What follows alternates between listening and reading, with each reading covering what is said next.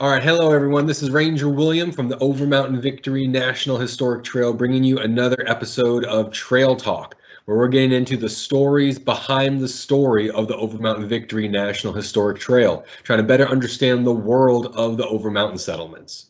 Now, a good portion of the western branch of the trail through what's now eastern Tennessee, southwest Virginia, that runs through an area that at one point was the Cherokee Nation. So the Overmountain settlements, they had a lot of interaction with the Cherokee. And this is not just going to be as neighbors or as trade partners, but as enemies in a military context. Of about 75% of the pension applications I've examined from men who were involved on the trail, 75% of them were engaged against the Cherokee Nation at some point. Most of these in multiple different campaigns. So to kind of better understand the Cherokee Nation, their military culture, and their influence on the Overmountain Men, we're joined today by Mark Ledford. Now, Mark is a Cherokee tribal member who in 2016 retired from the U.S. Army after a career that spanned more than 2 decades, including service as a combat engineer, Special Operations Command, and Special Forces, most recently serving in Afghanistan as a member of a weapons intelligence team. To tie this in a little bit more with how the 18th century weapons and tactics, Mark has been involved with reenacting and living history since 1991. In fact, if you head over to our partner organization, the OVTA, they're doing a video series where Mark actually portrayed Dragging Canoe for one of those videos. So Mark, thanks for joining us. Good morning, Will. Thanks for having me. Now, to kind of start out with a little bit of background for everyone, just so they have a good frame of reference about what we're talking about. At the time of the American Revolution here, the Kings Mountain Campaign, the kind of third quarter of the 18th century, what areas were considered part of the Cherokee Nation? So at the time of the Revolutionary War in the latter part of the 18th century, the Cherokee were identified with 3 different groups. You had the lower, middle, and overhill Cherokee.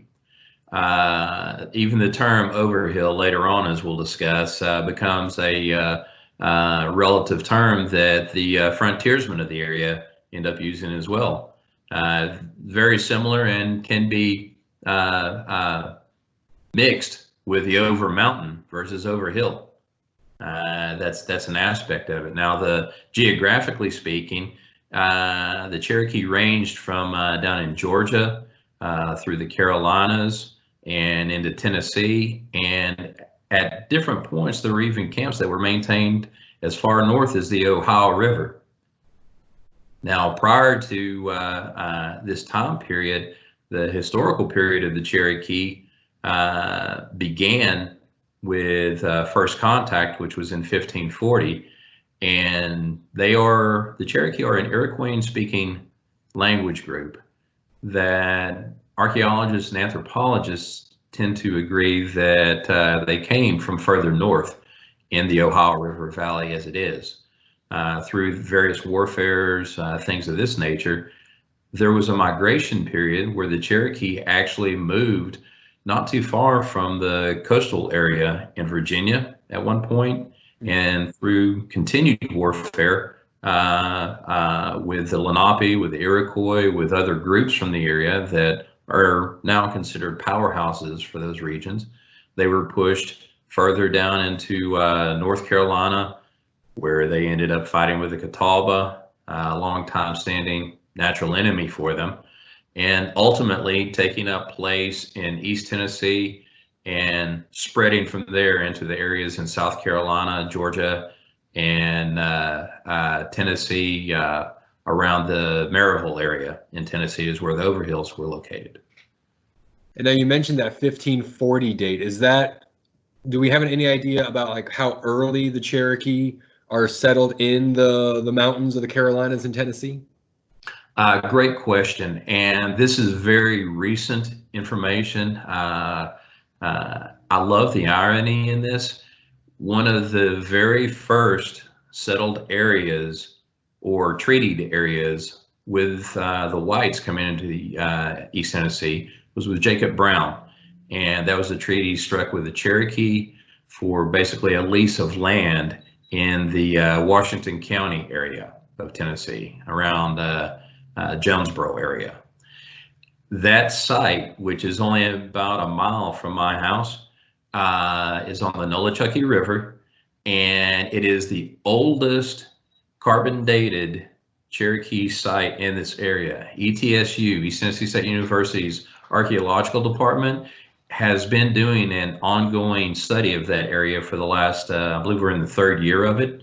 And they are recovering pieces of pottery and information about the dwelling sites.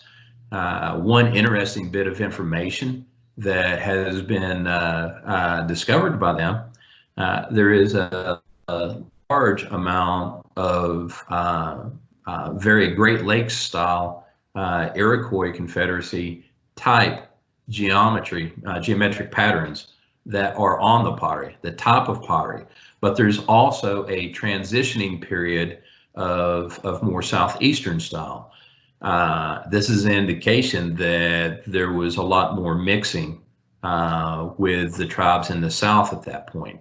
Mm-hmm. Now, the carbon dating they've got for this settlement is somewhere in the neighborhood of 1550 to 1560. The Soto's journals that were kept by the monks that were with him speak of a people here. Now, going back to the 1800s and some of the first cultural studies that were being done on the Cherokee, James Mooney's book, Myths and Legends and Formulas of the Cherokee, that information basically lists DeSoto and 1540 as the first encounter. 1560, however, is closer to Captain Juan Pardo. In both instances, we are dealing with Spanish being the first Europeans to make contact with the Cherokee, and all of it comes together to match to being in the East Tennessee area. By the historical period that we're used to talking about with the Virginians and some of the English colonists making contact, mm-hmm. we are jumping all the way up to the late 1600s, 1675. You're starting to see more development, commerce, trade occurring, and what is politically and geographically more what we know the Cherokee of today, which predates the Trail of Tears period and the removal period. Mm-hmm. Wow. So, I mean, even if they are transitioning different places, even if they are coming from a different location to the Southern Mountains, if they're there by the early mid 1500s, by the time of the American Revolution, they've still been there for centuries. So you can really understand why they have a sense of this is their homeland. I mean, they've been there for as long as, like, from the Declaration to now. So you can really understand that is home to them. Yes, absolutely, absolutely correct.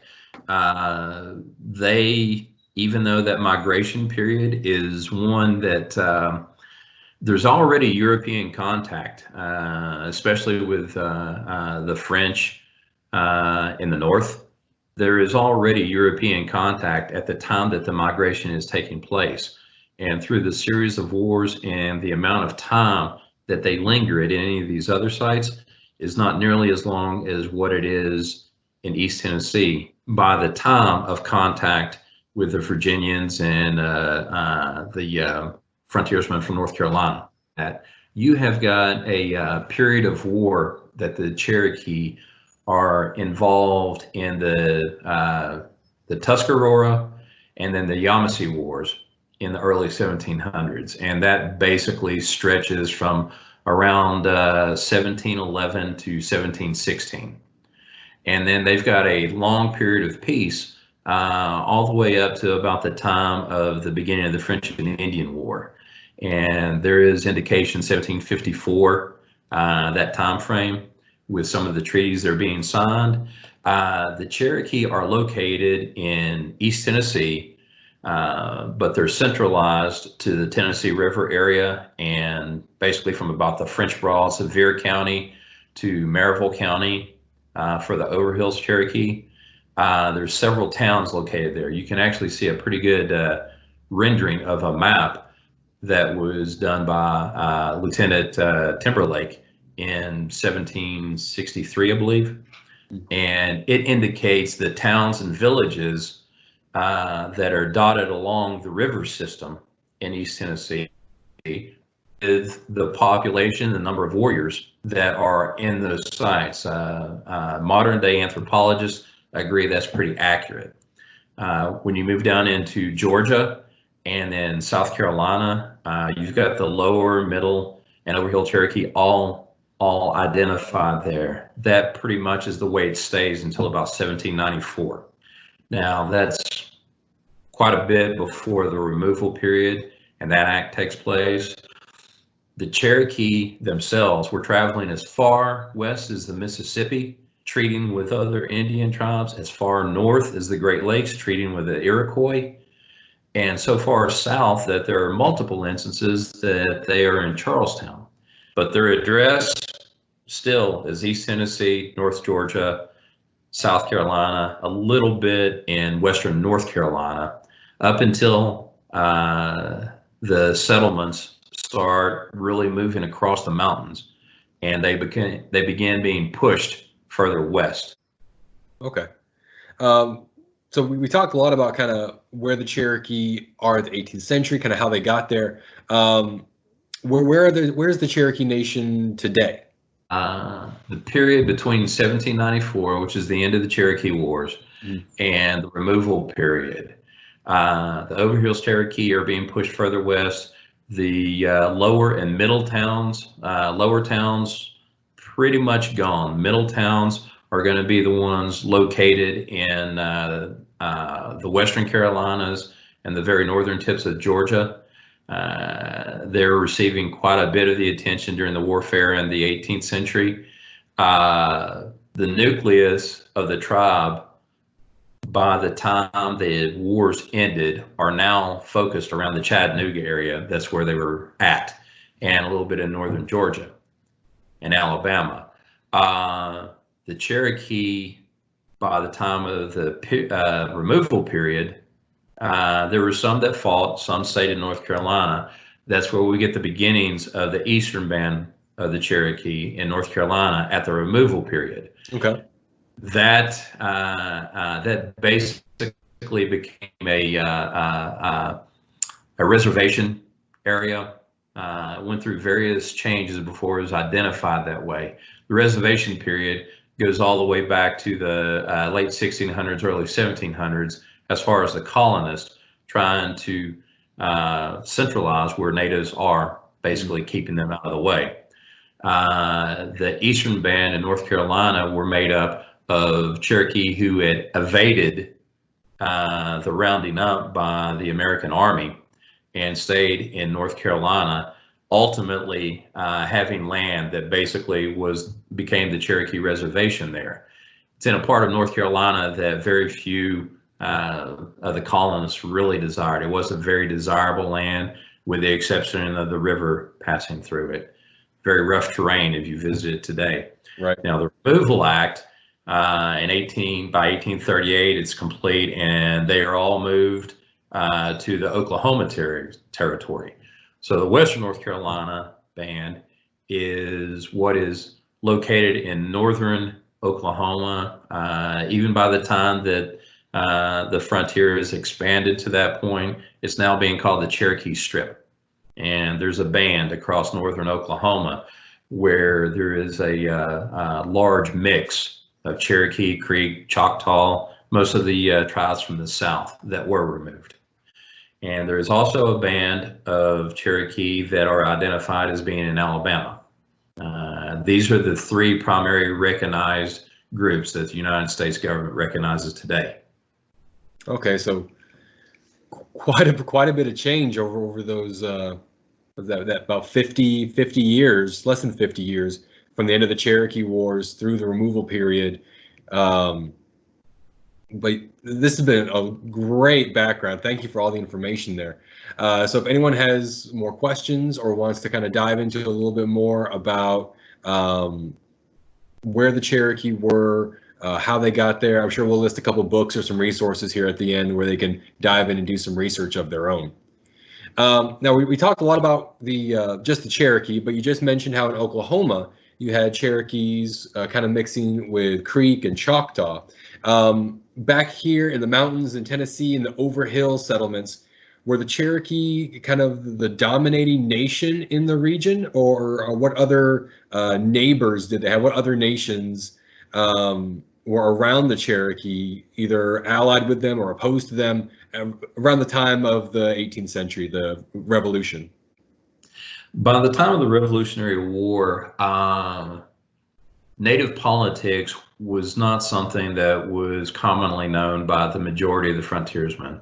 Long hunters and traders and the higher levels of government had become just as confused as we are today, I think, about how some of those politics happen. Referencing back to the migration period where they were driven south, another tribe that was affected by that were the Shawnee. The Shawnee were driven south by those same wars. There were confederacies of Native Americans that would band together. Some of our traditional enemies for the Cherokee tribe, some of the traditional enemies of the Cherokee continued to be so. There were times that we fought with the Shawnee and with the Catawba. There were times that we fought against the Shawnee and against the Catawba. By the time of the Revolutionary War, the political landscape for this region, the Shawnees controlled the area to the north, areas of Kentucky, the southern Ohio River Valley, think Cleveland into West Virginia, and upper parts of eastern Kentucky. The Catawba were to the east of us, and those were traditionally enemies of the Cherokee, especially the Catawba. In several instances, whites who raided against the Cherokee used Catawba scouts to do that. The Catawba were already in reservation settings and kind of centralized to avoid white contact by the time of the Revolutionary War, and they were in the Carolina region, basically around Charlotte. Think right. Charlotte. They would team with the American colonists to go raid villages. Most of the villages that they would attack would tend to be of the Middle Cherokee and occasionally the Overhill Cherokee. Now, the mountains, the Appalachian mountain chain, was a wonderful barrier. The space at the time of the Rev War, you have to think Maryville, Knoxville area, all the way to beyond Whitfield, Virginia. There were no villages in that space. If you draw a line straight southeast from Whitfield down to Statesville, North Carolina, which is just west of Charlotte, then you've got a huge no man's land right there, where there might be small camps, but there were no large villages in those regions. That was basically a buffer zone. When you look south, you've got the greatest enemy the Cherokee had to the south and southwest of them was the Creek, later the Creek Confederacy. Within each of these tribes, you've got divisions. Even within the Cherokee, the time of the Transylvania Purchase, which we'll get more into later, there was a division among the Cherokees themselves. Timberlake's maps and the numbers should really indicate that, because the Cherokee could field a warrior force of around 2,600 warriors, 2,600 warriors. The largest gathering of attacks typically only saw anywhere from as little as 200 upwards of the high end being only around 800 warriors that would be Cherokee that would be attacking these other settlements. So we're talking less than half of the available warriors that would be involved in these major raids.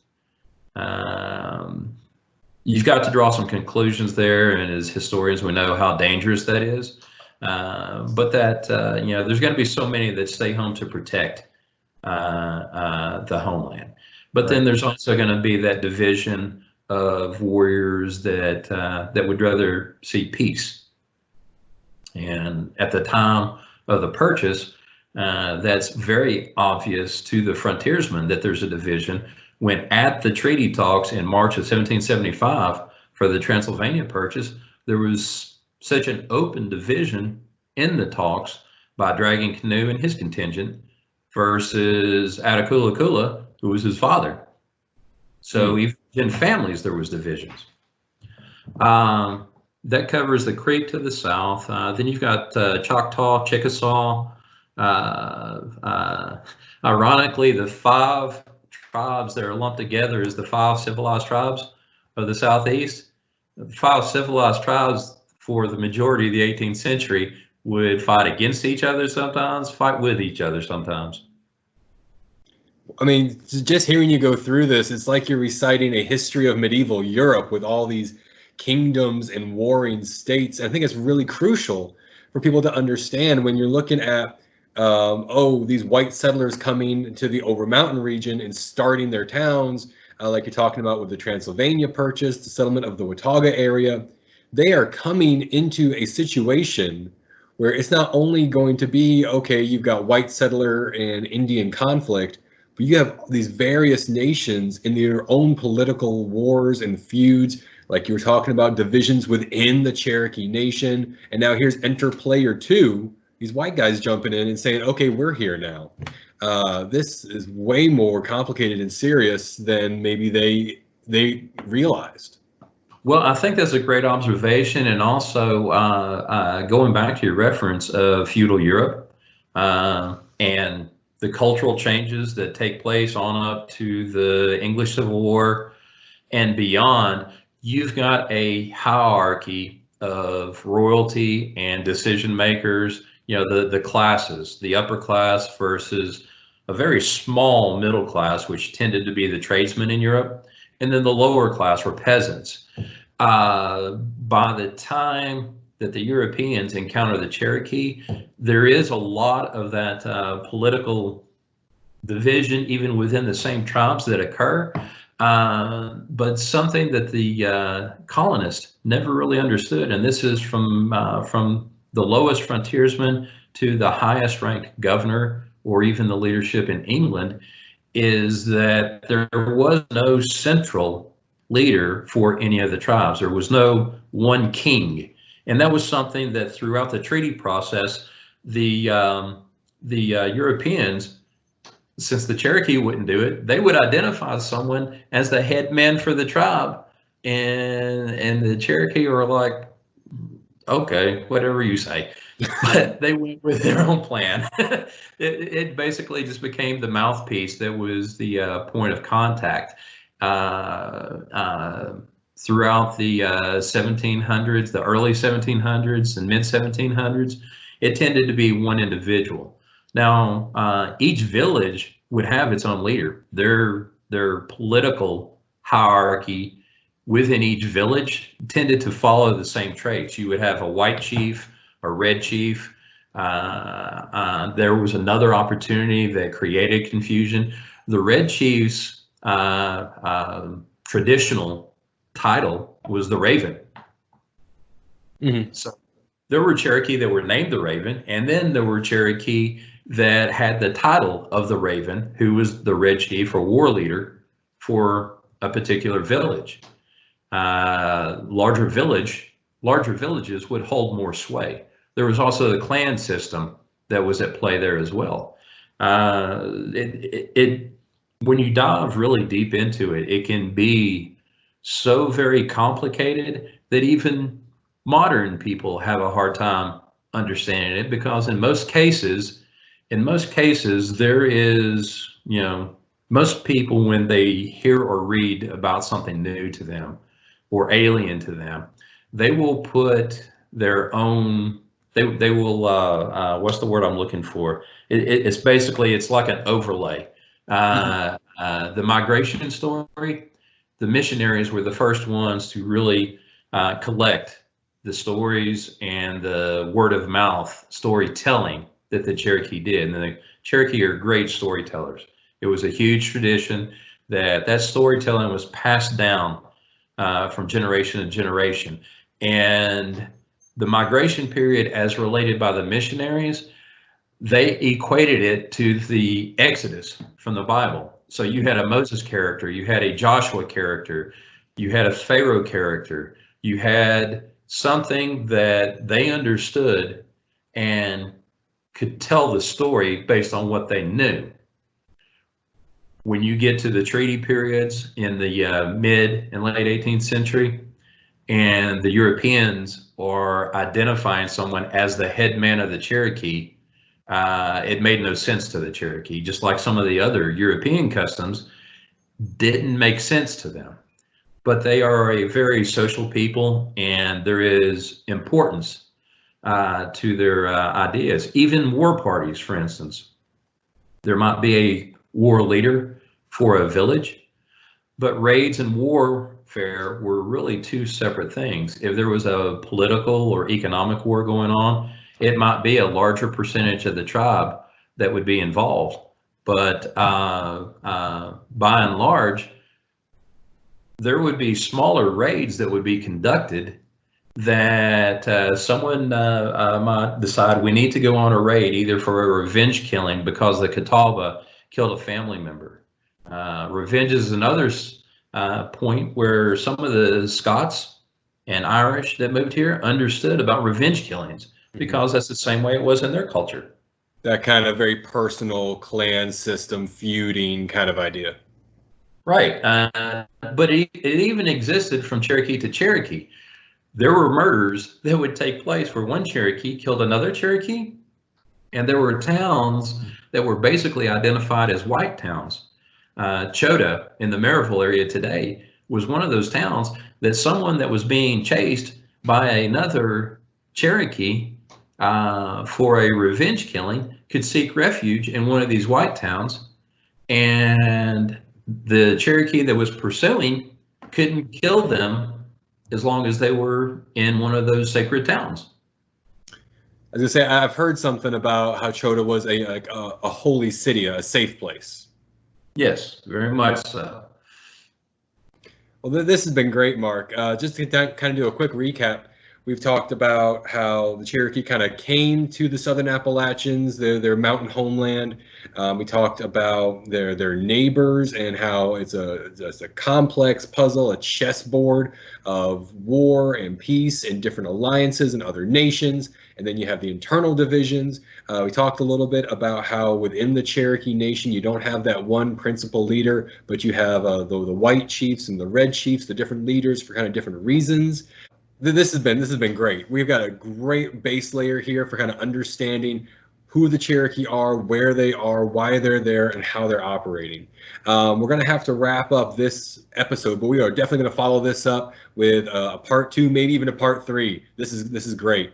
So everyone, if you want to continue following with Mark Ledford here, hear a little more about the Cherokee interaction and their influence on the Overmountain settlements, be sure to watch for part 2 of this interview. So again, this is Trail Talk, where we're diving into the stories behind the story. I want to thank you everyone for tuning in, and I hope you keep following with us. So thank you.